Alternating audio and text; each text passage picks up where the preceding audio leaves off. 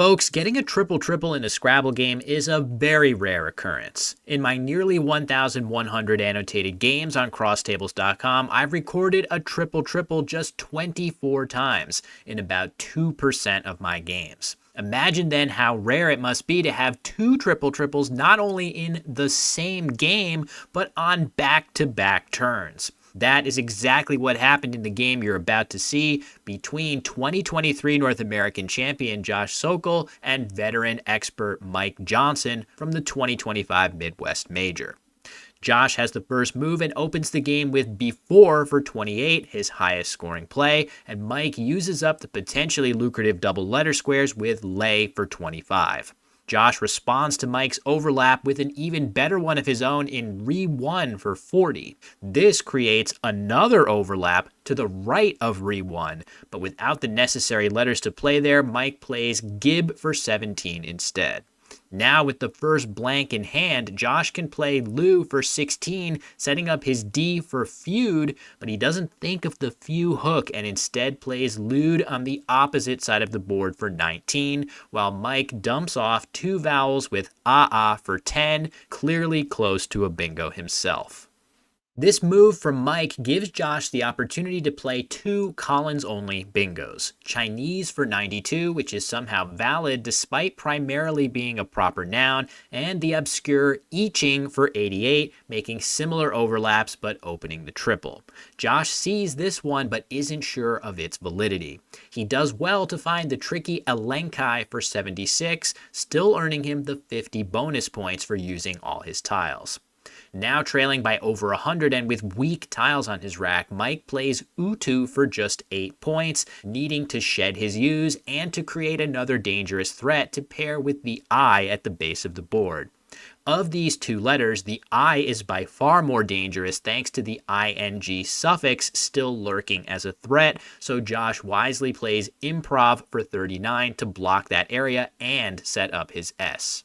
Mike has the tricky 7-letter word of sardius on his rack, but instead plays the plausible-sounding saurids in an attempt to get a bingo down quickly.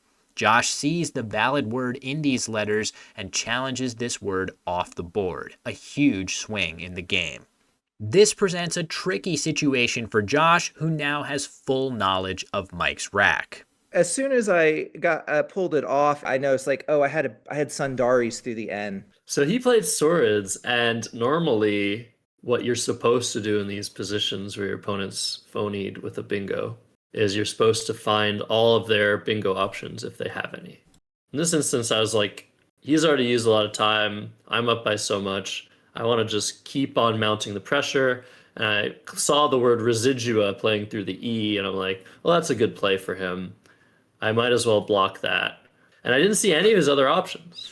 With another opportunity to find sardius, Mike still doesn't see it and instead plays uds for 12 to open another triple and leave good bingo tiles for next turn. The interesting thing about this move is there are now two spots where an 8-letter word with a U as the 6th letter of the word will play, and they can't now both be blocked at once.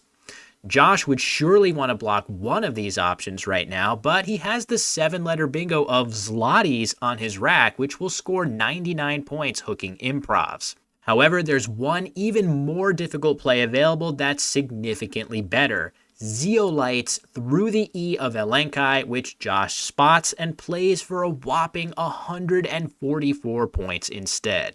Now down by nearly 300, Mike can at least trim the deficit a little bit with salaried for 68, his first bingo of the game. Josh draws clunky tiles after zeolites and plays pivot for 28, which is definitely the right word to play here. However, rather than open yet another triple lane, he could play this for 3 more points in a more defensive way with this tricky insertion play forming Eros and Feta. After salaried, Mike draws decently balanced bingo tiles with the exception of the 2 I's. Something like sane or paid looked very reasonable here, scoring well and leaving decent bingo options, but Mike makes an absolutely brilliant move here. He plays just one single I for only 10 points. Despite being down by 248, this move actually gives Mike realistic winning chances here. So when I played DI, I was fishing for anti-dune, and I know that if I hit it, it's going to be unblockable. When I pulled the Q, I was like, oh, it wasn't the N, and then I was like, oh my goodness! And for me, I really wasn't distinguishing between the two of them. I was just like, this. I hadn't even counted. I was like, this is going to be big. Incredibly, before Mike gets a chance to draw one of the miracle tiles he needs, it's Josh who draws the precise tiles he needs to play through either one of the open U's. I see Twinings through the eye of pivot, and I'm like, so that's a T company, but I'm pretty sure it's also Word. I wonder if that's going to stay open. Then I'd open another triple triple, and it's so much fun. And then I'm like, wait a second, that is crazy. I have an unblockable triple triple. I'm just like, sort of thinking on his time, like, well, I would certainly play the vertical wing nuts through the U nuts for a 9 point sacrifice because the only thing I'm remotely worried about here being up over 300 points is, 300-point word. And how can you achieve that? The best way to do that is putting the Q on that double letter score. Triple triple with the QU would score on maybe the 200s through the U of Utu, but 300s or close to 300 through the U and UDs. So I'm like, yeah, that would be the logical choice here, but let's see what happens. Josh winds up going with the standard option of taking 9 extra points for the topmost positioning of Wingnuts, but this winds up giving Mike an additional 81 points for his own bingo of Antiqued, thanks to the critical positioning of the Q on the double letter score. Josh challenges the word just to be 100% sure, giving it an extra 5 points on top. I was expecting it to be like 200, 250. It hadn't occurred to me that it was going to be that much until I was actually doing the math when I put it down. Like I have on my scorecard, I'm actually writing down the math because I've never had a play remotely this big. When he played Antiqued, I just had this moment of just like, is this actually happening? Like, does anything that I know like exist for real? After this incredible sequence of events, Josh plays Joey for 37 and Mike continues to try for one last bingo with the second blank already in hand. The bag is now empty and Josh could have been tempted by Foxier here, except that it would give back creaking as an out bingo to Mike. He wisely makes his best available endgame move of Hawks for 47, threatening outplays through the eye of pivot. Without a playable bingo here, despite holding the second blank, Mike makes his own top move of Pack for 36, blocking Josh's outs while scoring well. After Josh's Earth and Mike's Agent to end the game, the players reach a shocking final score of 665 for Josh and 528 for Mike. This play is a strong contender for several all-time records, including highest scoring move in a losing effort for Mike and overall combined game score. The back-to-back triple triples through a U were absolutely stunning to witness and even more stunning to be a part of for the players. Josh is a fun player to play. He's an amazing player, a national champion, but he's also just a positive guy. He likes to have flashy games.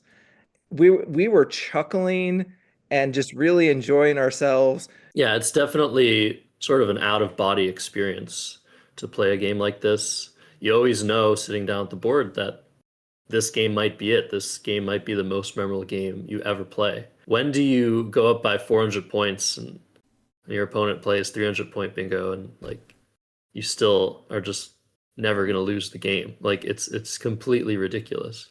I mean, in terms of the joy that I got out of this game, I think if I had won, I don't think I would have been more joyful about it. I was telling people about this game. This is a game I'm happy and proud about, and happy to have shared with Josh.